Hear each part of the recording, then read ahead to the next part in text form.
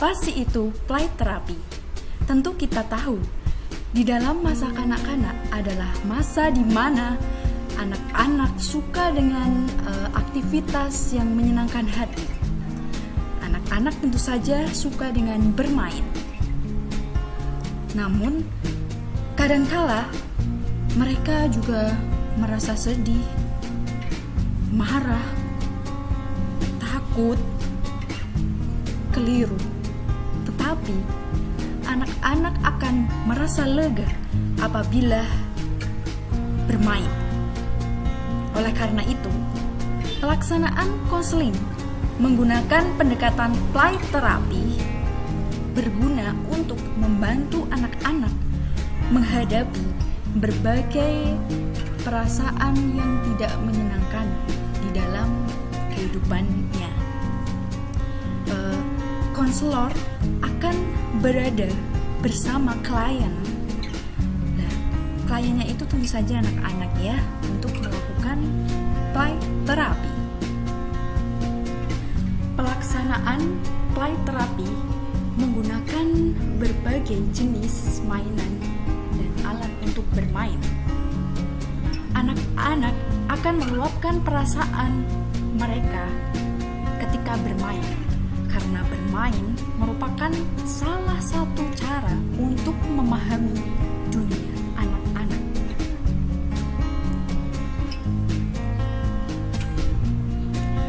Play terapi membantu anak-anak dalam segi kesehatan.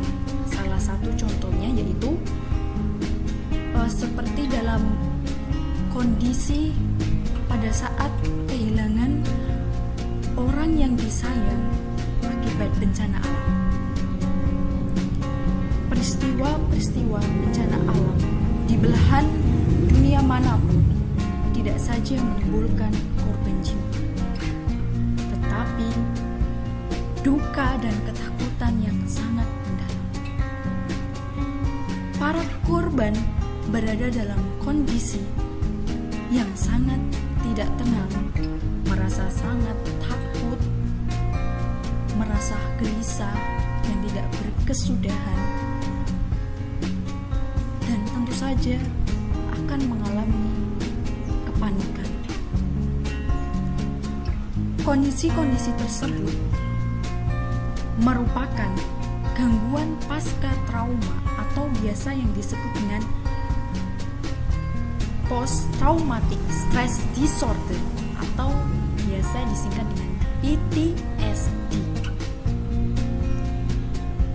Berbeda dengan orang dewasa, anak-anak berada dalam kondisi yang sangat rentan terhadap dampak yang ditimbulkan oleh suatu peristiwa yang akan menimbulkan trauma.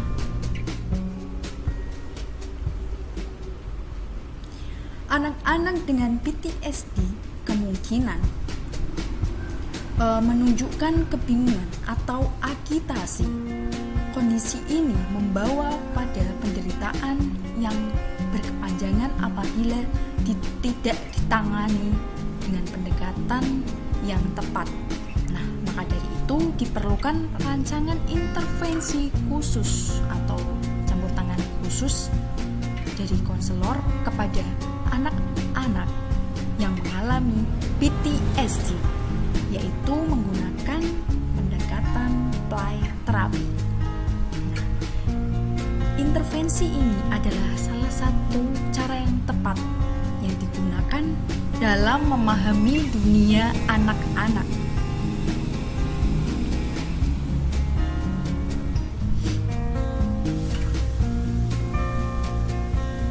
Nah, play terapi ini dilaksanakan dengan menggunakan permainan, sehingga apabila digunakan pada situasi yang tepat dapat bermakna sebagai kegiatan fisik sekaligus sebagai kegiatan terapi. Nah, langkah-langkah yang digunakan dalam play terapi untuk anak-anak korban bencana alam yang mengalami trauma, yaitu langkah pertama, konselor harus bisa membangun hubungan yang hangat. Nah, hubungan yang hangat ini ditandai dengan adanya kepercayaan anak terhadap konselor tersebut. Nah, konselor harus bisa masuk secara total dalam dunia anak, sehingga anak-anak merasa aman dan menganggap konselor tersebut sebagai sahabatnya sendiri. Berikut ini merupakan proses trauma healing dengan menggunakan pendekatan play therapy. Silakan menyaksikan.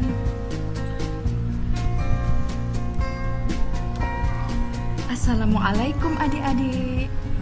Bagaimana kabarnya hari ini? Kakak berharap semuanya berada dalam keadaan yang sehat ya. Nah, kalau kakak bilang bagaimana kabarnya hari ini, maka adik-adik jawabnya Alhamdulillah, luar biasa, Allahu Akbar. Gimana adik-adik? Paham kan? Adik-adik, kakak punya temen nih. Adik-adik mau lihat nggak? Ayo, pasti mau kan?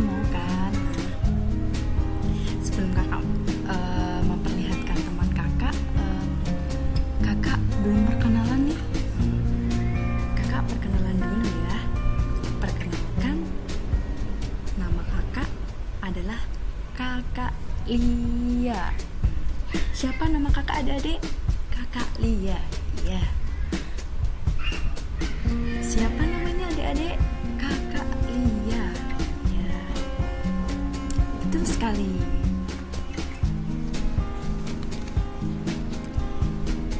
Siapa nama kakak yang di depan? Kak Lia. Siapa nama kakak yang di depan? Kak Lia. Siapa nama kakak yang ada di depan? Siapa nama kakak yang di depan? Kak Lia. Kak Lia mau cerita untuk kita semua. Kak Lia jelek atau cantik? Cantik. Tepuk tangan untuk kita semua. Jeng jeng jeng jeng jeng jeng. Yeay. Ini adalah teman Kak Lia. Nah, adik-adik pasti tahu kan ini siapa yo? Ini siapa yo? Kartun kesayangan adik-adik semua yang ada di TV yang biasanya ditonton. Ya, ini adalah Doraemon. Adik-adik suka nggak nonton Doraemon? Nah, Doraemon itu apa sih sebenarnya? Doraemon itu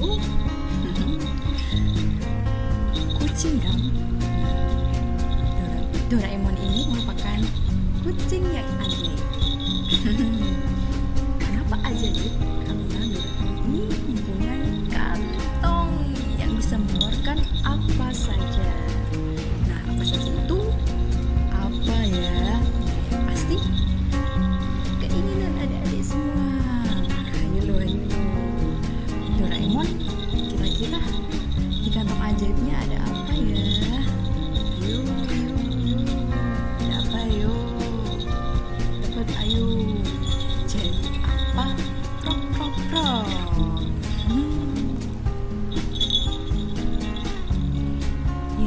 Kakak akan mengambil sesuatu dari kantong ajaib Doraemon. Apa ayo? Coba tebak ayo. Jeng. Apa ya? Yeay, ini dia buku.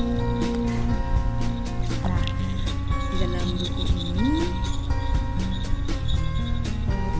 kakak akan memberikan suatu pertanyaan. Nanti pertanyaannya adik-adik yang jawab ya. Nah, kalau adik-adik benar, hadiah dari kantong Doraemon ya. Nah, pertanyaan pertama, pertanyaannya yaitu hewan apa yang suka berubah warna? Adik pasti tahu nih hewan apa itu. Ayo coba tebak. Apa? Hewan? Ya, betul sekali. Bunglon. Nah, sekarang kakak akan membuka fakta-fakta tentang apa sih hewan bunglon itu. Nah, gambarnya seperti ini ya adik. Bunglon.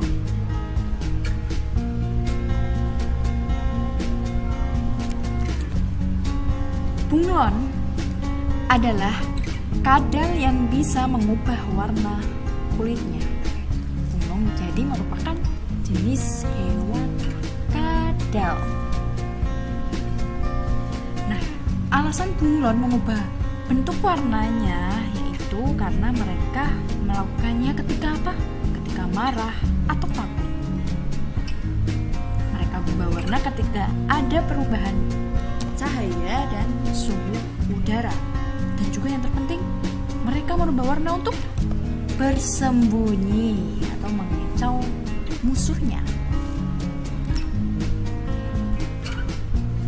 Sekarang lanjut ya, pertanyaan kedua. Pertanyaannya yaitu hewan apa yang sukanya hidup di dua alam? Nah, dua alam itu dia suka hidup di darat dan di air. Hewan yang suka hidup dengan di darat dan di air biasa disebut dengan amfibi. Nah, ciri-ciri hewan ini yaitu berwarna hijau dan suka melompat. Hewan apakah itu? Pertanyaan yang sangat gampang sekali. Pasti adik-adik tahu semua jawabannya. Apa? Hayo. Iya, benar sekali.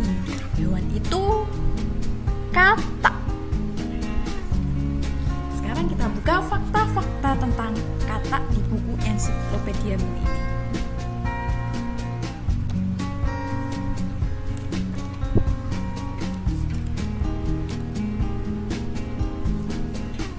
Ini dia gambar katak.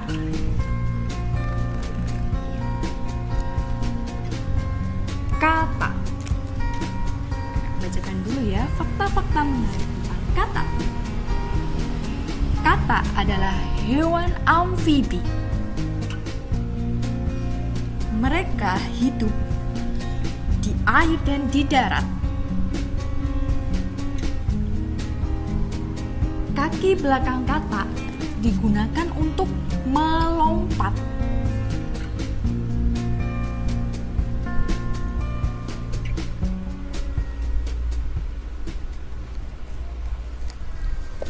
Nah, itu merupakan fakta tentang katak.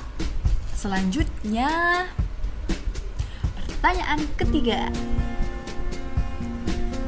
Pertanyaannya yaitu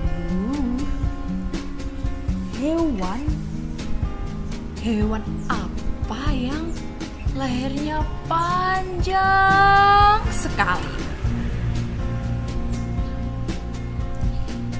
Hewan ini termasuk golongan herbivora. Apa itu herbivora? Herbivora merupakan hewan pemakan tumbuhan. Ayo, sudah jelas kan? Ayo, hewan apa yang dimaksud? Pasti udah tahu dong. Gampang banget pokoknya. Apa? Ya, jerapah. Yuk kita buka mengenai fakta tentang jerapah itu sendiri. Nah, ini dia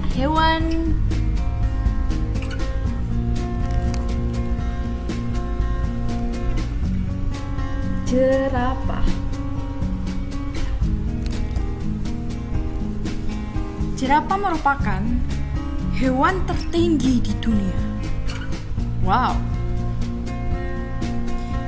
Tingginya bisa mencapai 6 meter. Kaki depan jerapah sangat panjang, sehingga mereka harus membuka kakinya lebar-lebar untuk minum dari mata air.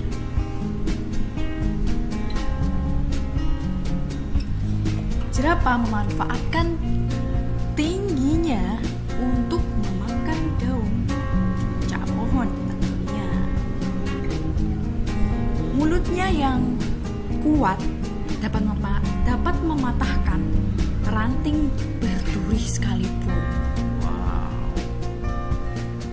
Lidahnya yang panjang membelit ranting yang lebih tinggi dan menariknya ke dalam mulut. Itu merupakan fakta tentang jerapah. Selanjutnya, hewan apa yang suka makannya rumput dan tergolong herbivora, punya kaki 4 dan suka mengeluarkan bunyi be be.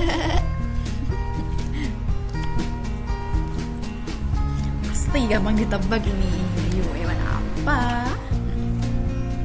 Ayo coba tebak. Ya, benar.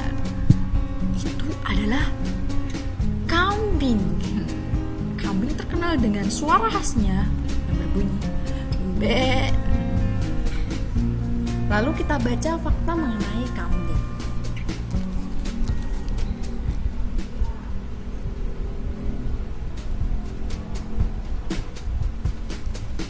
Ini merupakan gambar dari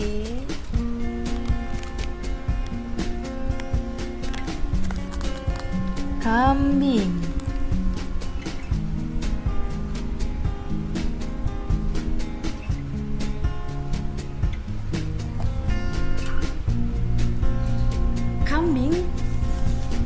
Kambing merupakan hewan yang pandai mendaki dan dapat bertahan hidup di pegunungan tinggi. Kambing liar hidup di belahan bumi utara. Kambing dipelihara untuk diambil susu, daging, dan tentu saja kulitnya. Nah, pertanyaan terakhir.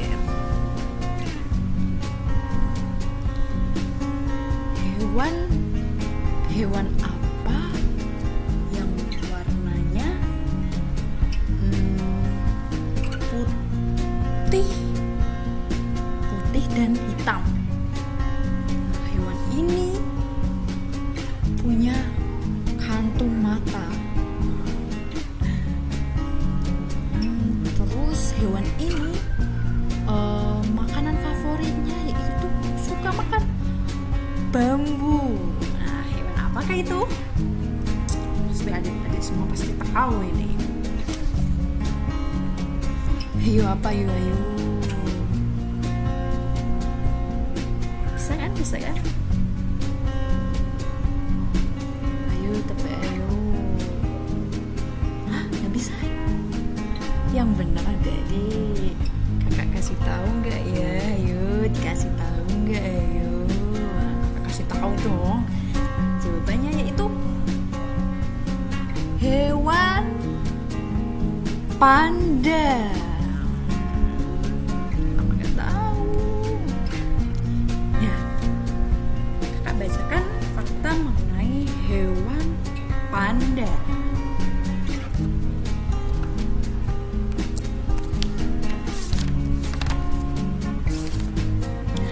India. Panda.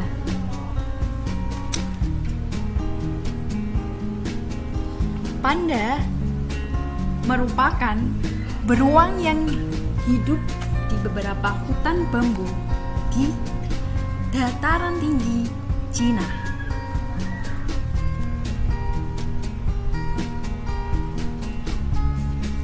Panda merupakan beruang yang hidup di beberapa hutan bambu di dataran tinggi Cina.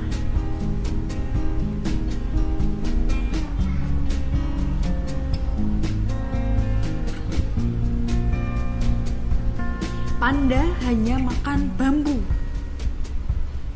Untuk menggenggam batang bambu, mereka mempunyai bantalan tambahan yang berfungsi seperti ibu jari di kaki depannya.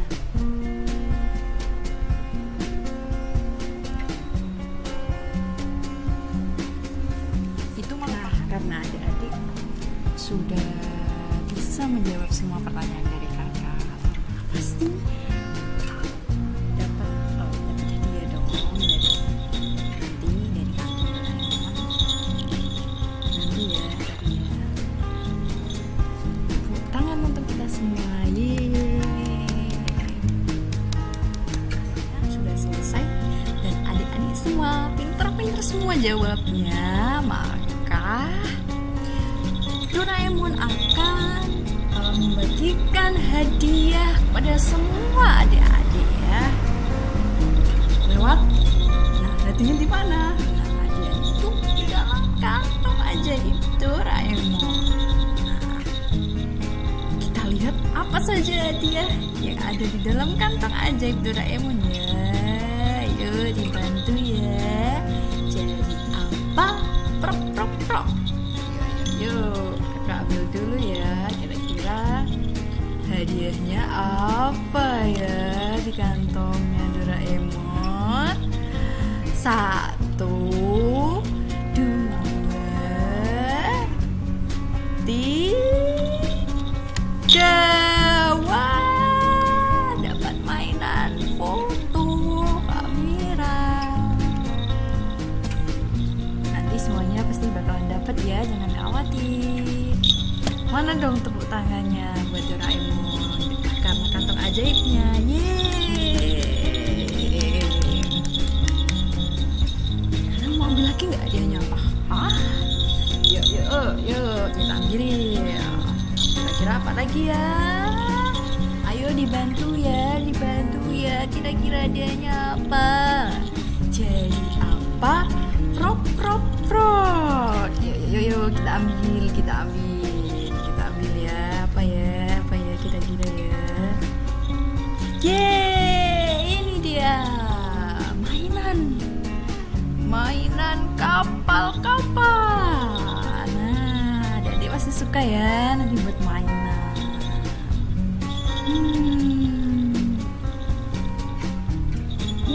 Gimana perasaannya adik-adik semua? Senang kan? Senang. Mari kita tepuk tangan untuk kita semua. Terima kasih Doraemon. Dan nanti masih banyak kejutan-kejutan dari kantong Doraemon ya, ditunggu.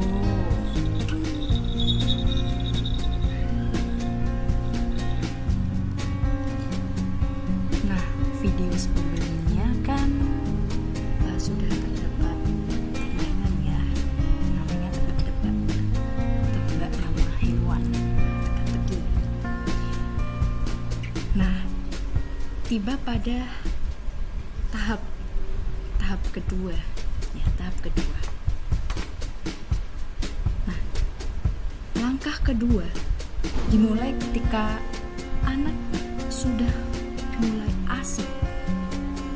asik dengan permainan dan perhatian mereka sudah mulai melupakan kecemasan mereka. Nah, kemudian konselor dapat memfasilitasi kegiatan ini dengan menyediakan berbagai sarana bermain.